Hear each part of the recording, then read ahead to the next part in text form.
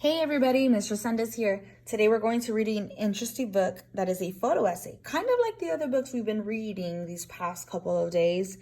And this photo essay features text and photographs depicting a school garden over the course of a year.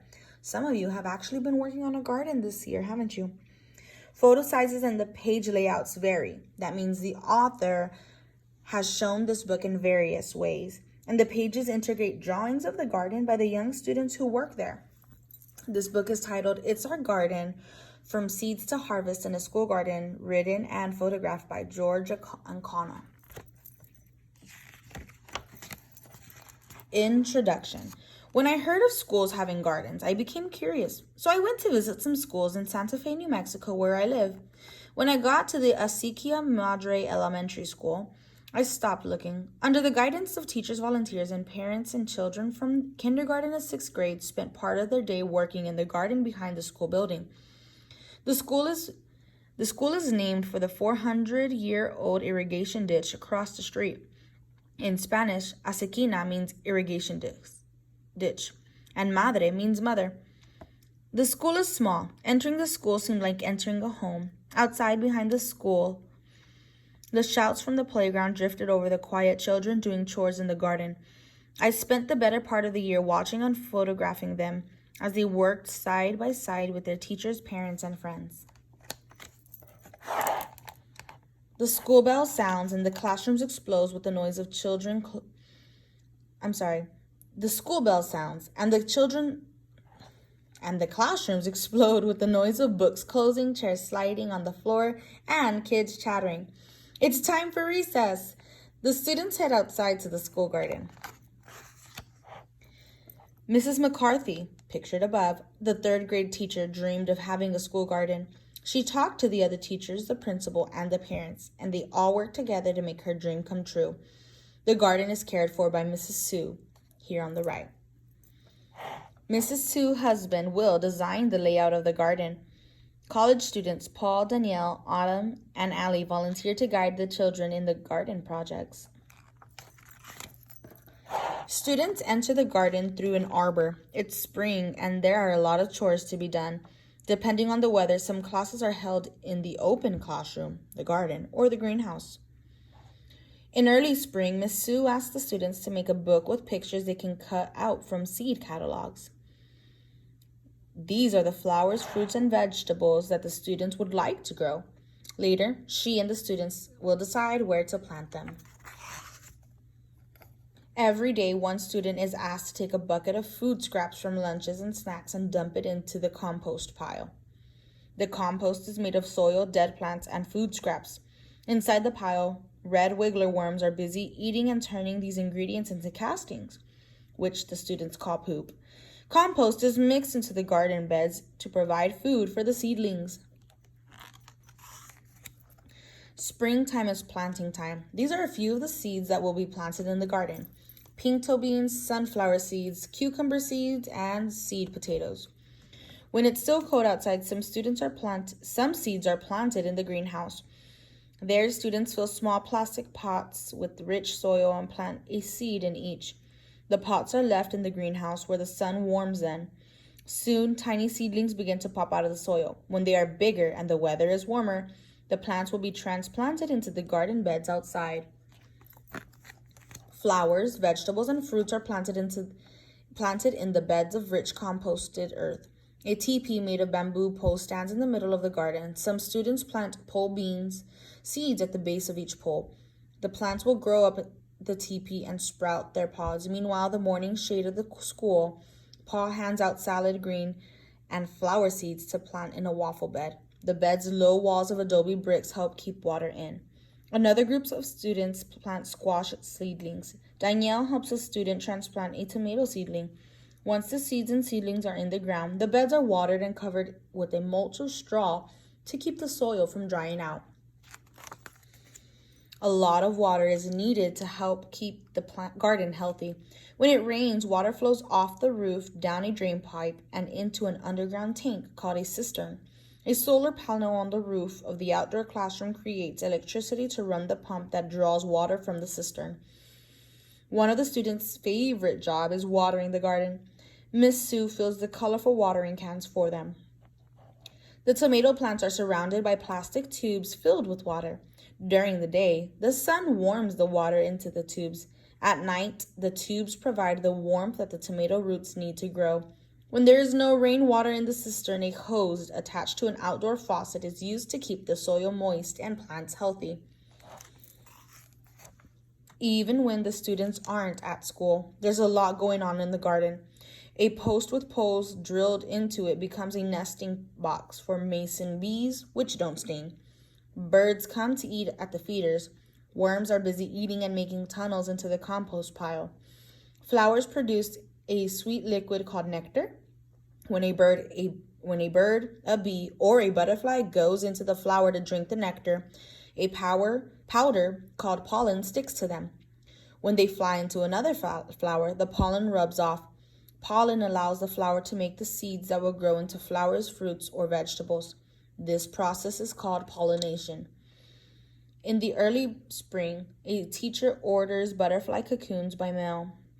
When they arrive, the students put the cocoon in a net cage to raise them in a classroom. When the butterflies emerge, they are taken to the garden and released so they can pollinate the plants. Many different creatures live in the garden or come by to visit. Crickets, ladybugs, grasshoppers, and beetles fly, hop, or crawl about. Pillbugs, also called roly-polies, gophers, and even garter snakes can be found living among the garden's plants or tunneling in its soil. There are lots of things in the garden to write and draw about. An easel in the middle of the garden invites anyone to draw what they see or write down the thoughts and experiences. Some students use leaves to make leaf prints. Their art decorates the greenhouse and the outdoor classroom. While the plants are growing during the warm spring days, there's still a lot of work to do in the garden. Students mix sand, dirt, water, cut up straw to make adobe bricks. The bricks are used to make the low walls for the waffle beds. In the Southwest, adobe bricks are still used to build homes. Adobe is also used to coat the horno, the traditional oven used to bake bread. Every spring, the horno in the corner of the outdoor classroom gets a fresh coat of adobe. There are many different plants in the herb garden, such as basil, tarragon, lemon balm, chives, sage, lemon verbena, and Egyptian walking onions. Every plant has its own taste and smell. Radishes are harvested in the spring. Mrs. Sue asked some students to pick the radishes. After washing the dirt off them, the children bite into the bright red vegetables. One girl finds hers too spicy and drops it into the compost pile. More food for the worms. On special afternoons and weekends, the garden becomes a place where the school community gathers. Students come back with their parents, sisters, brothers, grandparents, and friends. They compost, seed, plant, transplant, weed, water, and dig. By now, the flowers are blooming and the beds are green. The garden is flourishing with so much care. Garden chores continue into the summer. School is closed, but the garden is a beehive of activity. It provides a setting for music and gatherings of children, grown-ups, friends, and families. The music fills the garden with joy. By August, many of the fruits and vegetables are ripe. Cooking and eating becomes an ongoing activity in the garden. A father helps the children make pizzas on one community day. First, they mix and punch the dough, then they roll it in with rolling pin and pour oil on the flat dough. Ripe tomatoes are cut up and go on top. And last, of course, is the grated cheese. After a hot fire burns down in the horno, the coals are leveled and the pizzas go up. When the sizzling pizza is taken out, a group of hungry gardeners appear. The slices disappear like magic. Fortunately, there are many more pizzas to come. Summer is over and another school year begins. The leaves on the trees are turning color, and many of the garden's fruits and vegetables are ready to be picked.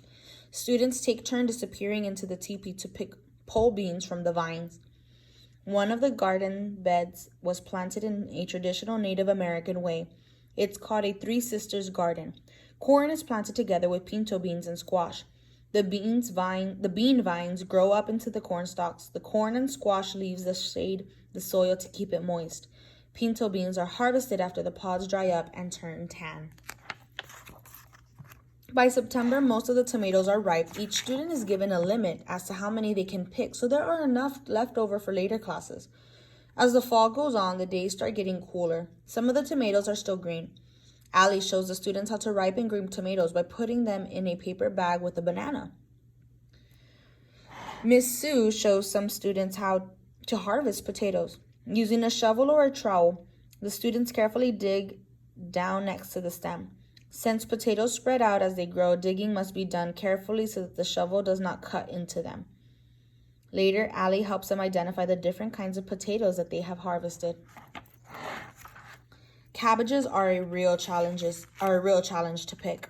Their long, strong roots test the strength and stamina of some of the bigger kids. Lemon cucumbers, also called apple cucumbers, are a new experience for most of the students. The children like them because they can be eaten like apples. In the Three Sisters garden, the strawberry corn is ready for harvesting. The ears are taken off of the stalks, husked, and kernels are picked off the cob and saved in a jar. Later, the kernels are heated in oil and turned into a delicious popcorn snack, much to the students' delight. The harvest becomes a chance for Miss Sue to quiz the students on the variety of crops the garden has produced. She makes a game of the quiz, placing the answers face down on slips of paper under each fruit, vegetable, or herb. To celebrate the end of the harvest, a series of lunches is prepared with the many garden's vegetables. These become festivals of good food and fun. The last community day of the year brings the students and families together to prepare the garden for winter. The air is crisp and cold. Frost has turned these trees to gold. Winds have scattered many leaves to the ground. The green plants of summer are shriveled and brown. Dead plants are yanked out of the ground and put into the compost pile. Compost is strained and mixed into the soil. The strawberry plants and beds are mulched with straw, and all is ready to be covered with a blanket of snow. Sleep tight, garden, until next year.